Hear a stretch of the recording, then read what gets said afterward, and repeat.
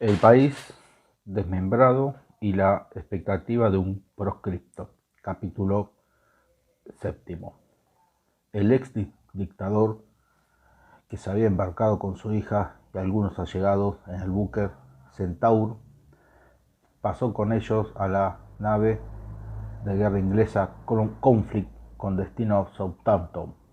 El ministro Gore le dijo al despedirse: felicito a vuestra excelencia por no haber querido admitir otro pabellón y preferido las islas británicas para vivir. Procure, vuestra excelencia, conocer y aconsejarse de Lord Palmerston.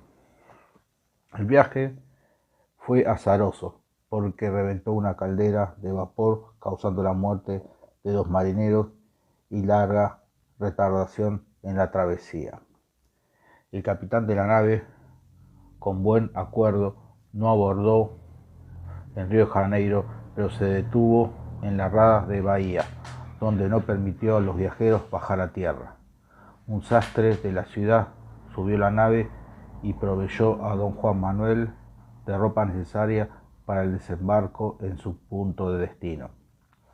El 23 de abril llegó el Conflict a Plymouth, donde las autoridades militares saludaban a Rosas con una salva de cañón, lo que provocó una interpelación en el Parlamento.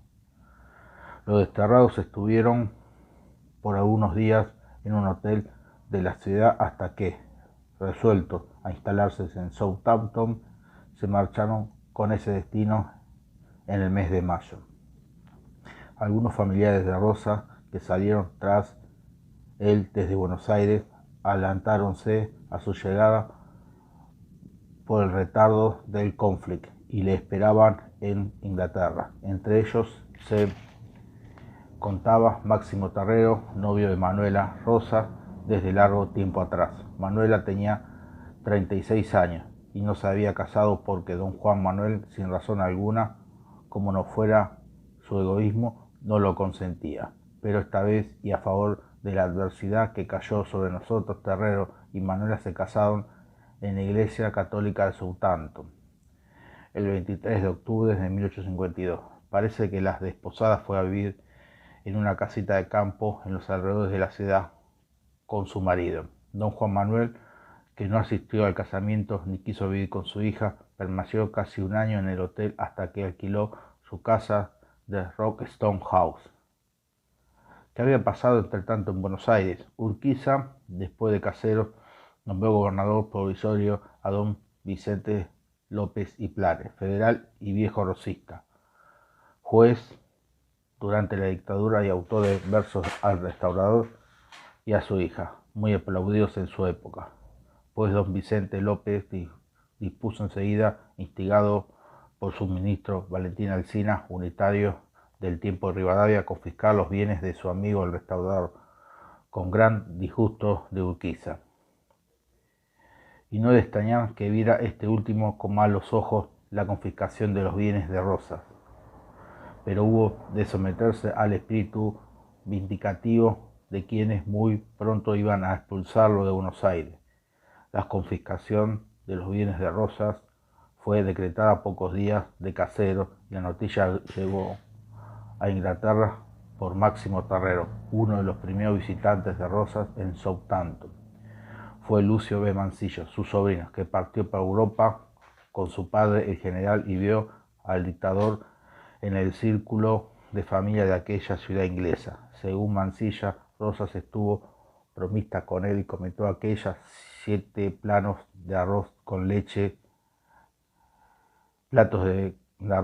con que su sobrino hizo penitencia en Palermo una noche de diciembre de 1851. Tío y sobrino en Southampton, 1852.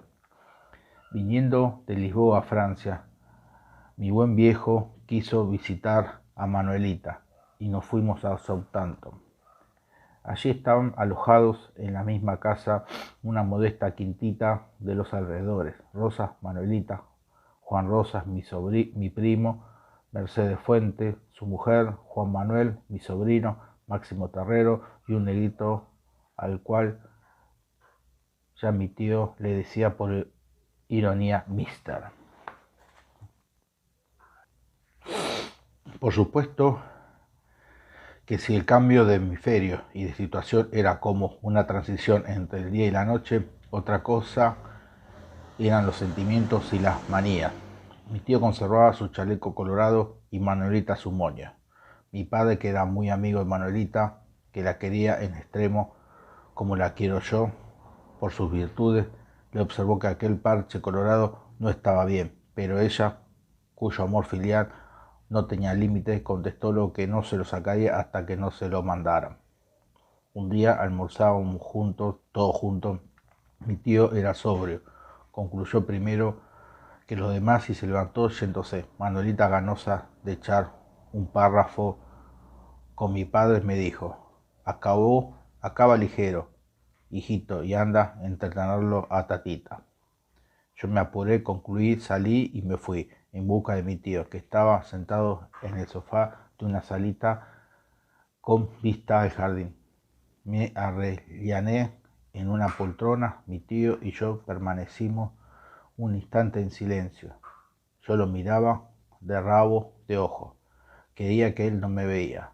Me había estado viendo confusamente, porque yo no tenía entonces sino como intuiciones de reflexión. Los pensamientos que me dominaban en aquel momento al contemplar el coloso derribado podrían sintetizarse exclamando ahora: así tranza don Raimundo, como decía el otro. De repente miróme mi tío y me dijo: ¿en qué piensas, sobrino? En nada, señor. No, no es cierto, estaba pensando en algo. No, señor. Si no pensaba en nada. Bueno, si no pensaba en nada, cuanto le hablé, ahora está pensando ya. Si no pensaba en nada, mi tío. Sí, adivino. ¿Qué me iba a decir? La verdad, me fascinaba esa mirada que leía en el fondo de mi conciencia. Y maquinalmente, porque habría querido seguir negando, contesté sí. Bueno, repuso él, ¿a qué estaba pensando? ¿En aquellos platitos de arroz con leche que le hice comer en Palermo? Porque días antes de que loco, el loco de la Urquiza llegara a Buenos Aires, y no me dio tiempo para contestarle porque prosiguió: ¿a qué? Cuando llegó a su casa a deshorra su padre e hizo con el pulgar y la mano cerrada una indicación hacia el comedor, le dijo a Agustinita: ¿y no te digo que tu hermano está loco?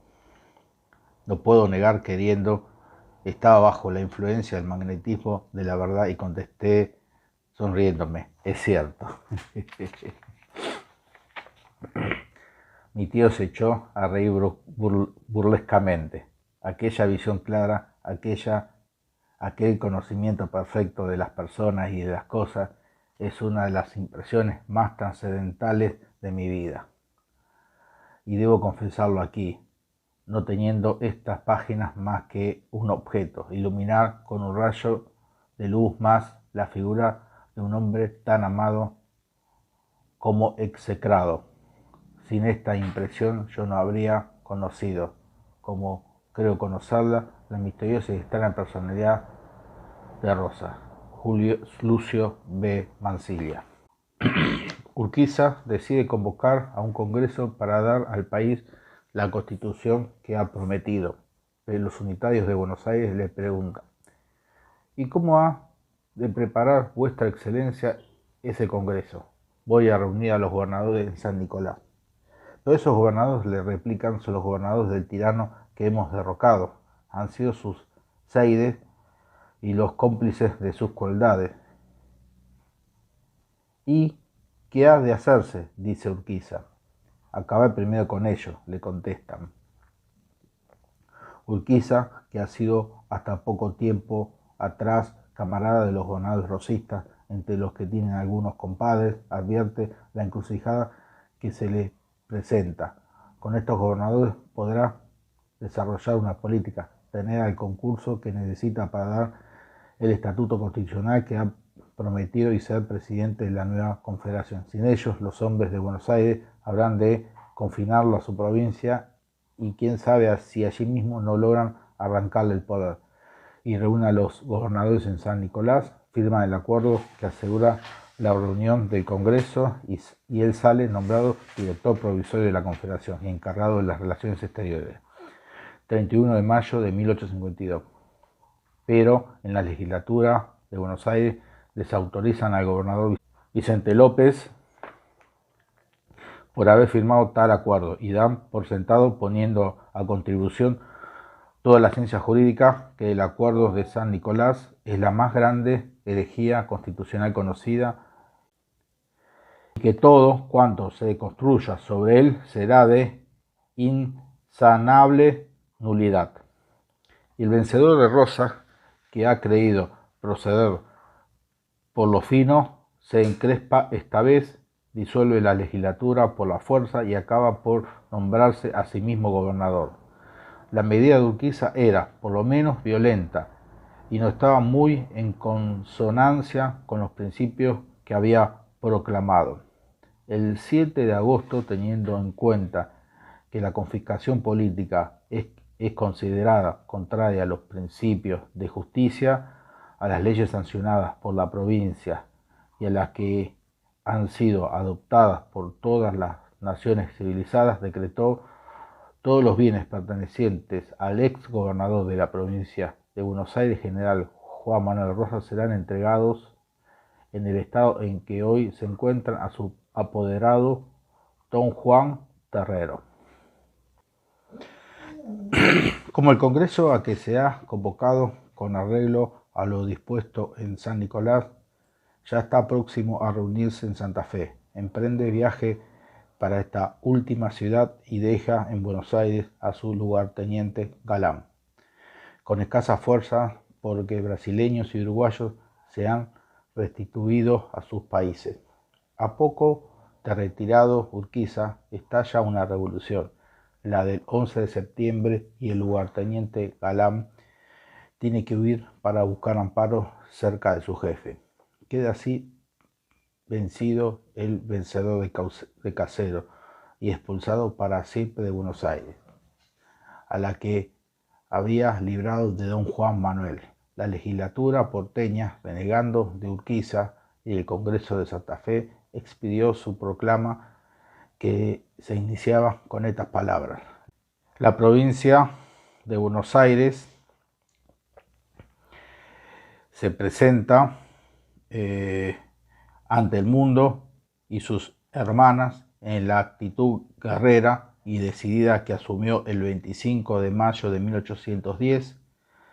El general José María Paz salió con tropas hacia el interior para disolver el Congreso, como en 1829, después del fusilamiento de Dorrego, pero se vio detenido esta vez en el arroyo del Medio y pudo advertir que nadie creía en el nuevo 25 de mayo.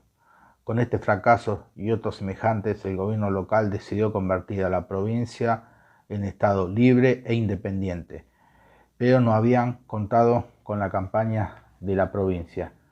De ahí que, a fines de 1852, el coronel Hilario Lagos levantara fácilmente la campaña y pusiera riguroso sitio a la ciudad de Buenos Aires, en solidaridad con la política nacional de Urquiza y con el Congreso Constituyente de Santa Fe. Urquiza viene con fuerzas desde aquella provincia para fortalecer el sitio y establecer el bloqueo con una escuadra mandada por el extranjero John Altet Coe.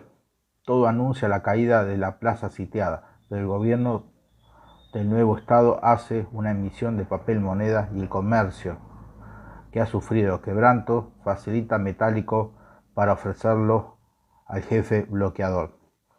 El ministro José María Paz, el de la tablada y ocativo, previo entendimiento con Coe, le entrega personalmente la bolsa, 26.000 onzas de oro, con gobiernos y comercios de Buenos Aires han decidido la transacción. El yanqui embolsica sus onzas, se va con sus barcos. Las tropas del lago se dispersan. Urquiza se vuelve a Santa Fe. Antes garantiza a ingleses y franceses la apertura de los ríos y la república queda partida en dos. En ese clima de violencia no podía ser olvidado don Juan Manuel. Urquiza había ordenado la devolución de sus bienes en agosto, pero en la revolución del 11 de septiembre los bienes quedaron otra vez sujetos a la confiscación. A fines de 1852, noviembre, visitan a Rosas en Southampton los jóvenes Nicolás y Juan Anchorena, quienes le facilitan por el decreto de Urquiza que deja sin efecto la confiscación de sus bienes. No tienen todavía noticia de la revolución de septiembre. Rosas está resentido con los Anchorenas porque, según lo diró pocos años después, habían sido ingratos para con él. Como resultado de la entrevista, los Anchorenas escriben una carta que dice así: los hermanos Anchorena y don Juan Manuel, 1852. Este hombre es siempre el mismo. Aquí verás que sigue con su monita. Este hombre, y por lo que he inferido, no he perdido la esperanza de volver a esa, que es cuanto se puede ver. Este hombre no pierde sus manías de decir lo que hacía todo y que a pesar del modo inconsiderado con que se despidió de esa a un hombre honrado como él, tendrá el gusto de prestar sus servicios a la patria si fuese llamado otra vez, pues su vida no ha estado sino consagrada al servicio del hombre.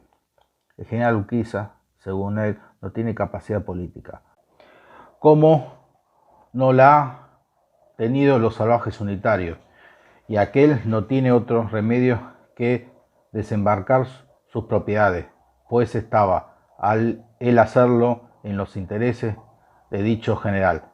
Felicitamos a don Juan Manuel de su parte, y él contestó que estaba muy agradecido a las atenciones y servicios de usted. En esta última vez ha estado más juicioso que en la otra.